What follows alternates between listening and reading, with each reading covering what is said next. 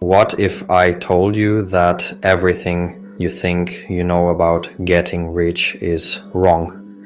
We are often led to believe that financial success is reserved for the geniuses, the math wizards, the people who can recite stock market data in their sleep, but that's just not the truth.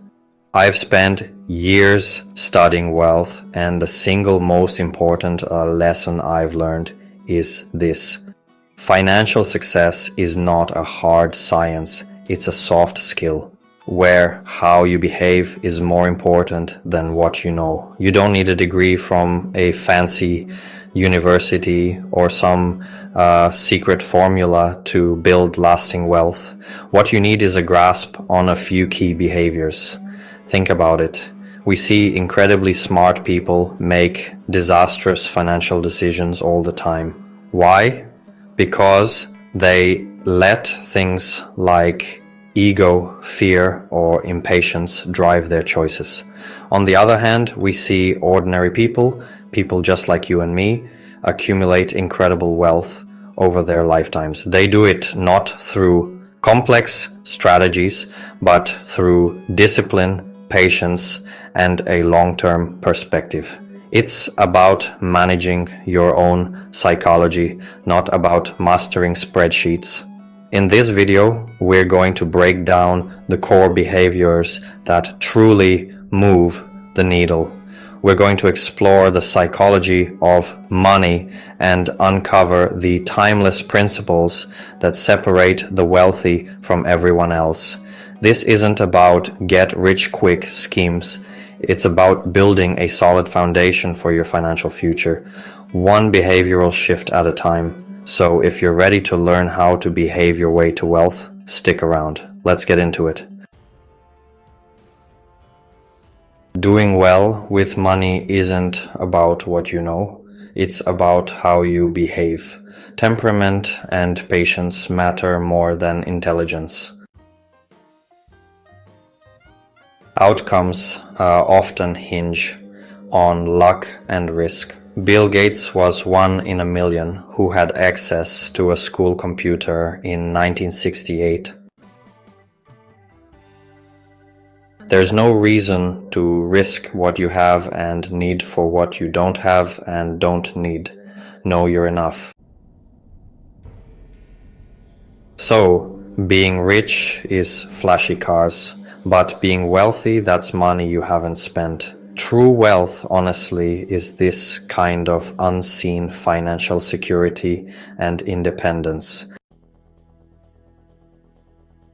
You know, small, consistent gains repeated over time actually lead to extraordinary results. Warren Buffett's wealth, for example, came from decades of compounding, not those overnight wins.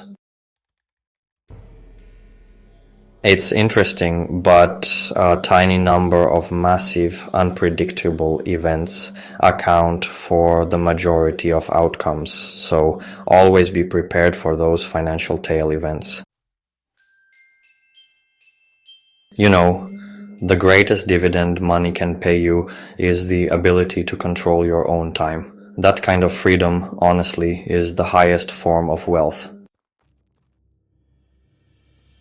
Your financial journey is, well, totally unique. Don't blindly copy others because their goals, risk tolerance, and timeline are just not the same as yours. It's important to save money even without a specific goal in mind. Your savings create a buffer against surprise and really give you priceless flexibility and options. You don't need to be perfectly rational, just be consistently reasonable. Aim for pretty good decisions that you can stick with. Avoid financial extremes. A balanced approach that allows for both saving diligently and enjoying your life today is the most sustainable.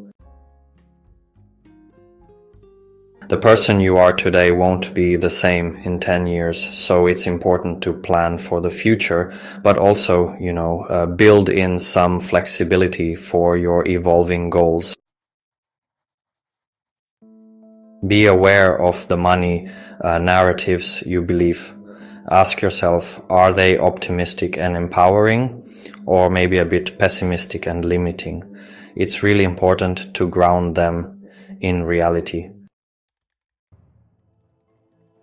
Getting wealthy might require taking risks, but staying wealthy, well, that requires humility and the kind of paranoia that keeps you from losing it all. Survival, honestly, is everything. So, as we've seen, building wealth has less to do with the numbers on a screen and everything to do with the person staring back in the mirror. It's about how you react to market swings, how you handle temptation, and how you value your future self.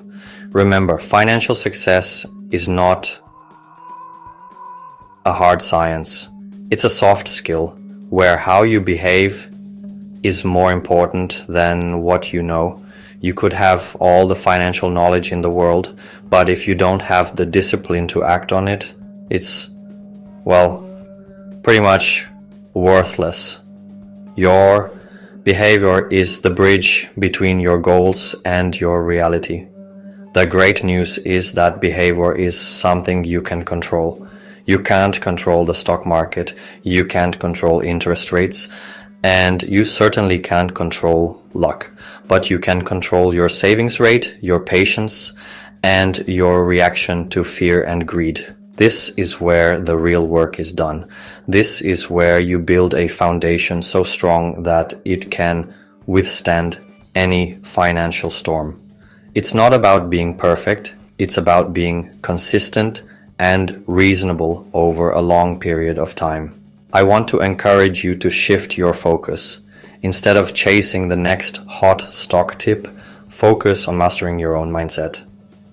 Cultivate patience, embrace a long-term view, and define what enough means to you. If you can do that, you're not just playing the game of money, you're on your way to winning it. Thanks so much for watching, and I'll see you in the next video.